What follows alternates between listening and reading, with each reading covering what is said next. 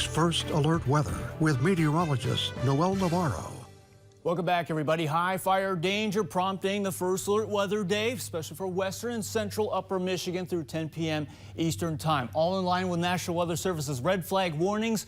It's critical fire weather because it's windy, it's dry. We're off to a hot start to June in the UP. National Fire Danger Rating System, to remind you, extreme for the west, very high to the east. So even in the eastern UP, still hold off on outdoor burning. Extreme fire danger means that fires start quickly, spread furiously, and all fires potentially serious. They'll be tough to control, like the fires that began mid-May in interior Canada. We're getting some of that smoke. Here's some tips to prevent some of the wildfires, of course. Properly dispose your cigarettes, your cigars, keep vehicles off of dry grass. It's just that time of year to watch out and be cautious on any outdoor burning. As far as the air quality advisory, it applies all across the UP through early Tuesday at least. There'll be unhealthy levels for some of us, especially with heart and lung disease. Best to stay indoors and shut those windows and doors as well. Across the UP, it is a hazy Monday across the region, and temperatures in the 80s still holding for the gateway of the Keweenaw, Houghton and Hancock and Marquette.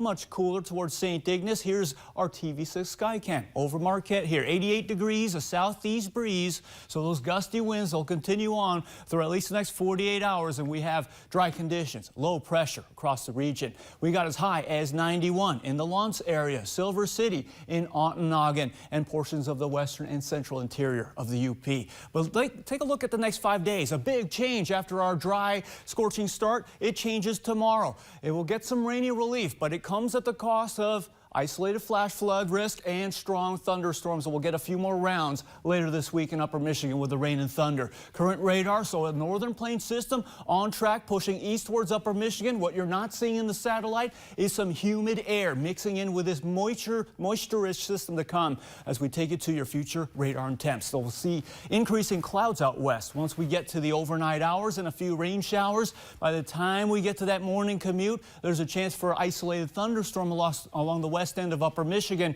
Your low temperatures ranging from the 50s to 60s by Tuesday morning. By the time we get past the lunch hour, we're going to watch out for rain and some scattered thunderstorms to spread from west to east over the course of Tuesday. High temperatures will vary from the 50s west to even the 70s, lower 80s towards the southern and eastern ends of upper Michigan. Keep an eye on those thunderstorm potential there for the coverage. It's going down from Menominee to areas of the Garden Peninsula and US 2, eventually going towards the east end of upper Michigan. By the midnight hour into early Wednesday, we'll start to see the rain taper off and get some sunshine back for midweek in the UP. Future wind gusts will gust out of the southwest through northwest into Tuesday morning, over 25 miles per hour. 30-plus mile per hour wind gusts possible, especially near the Lake Michigan shore. We get to Wednesday, and we'll start to see the winds die down too, in addition to the sunshine returning. We got to focus on the rainfall because there's potentially heavy rain for the central and even portions of western upper Michigan by the time we get this event ending.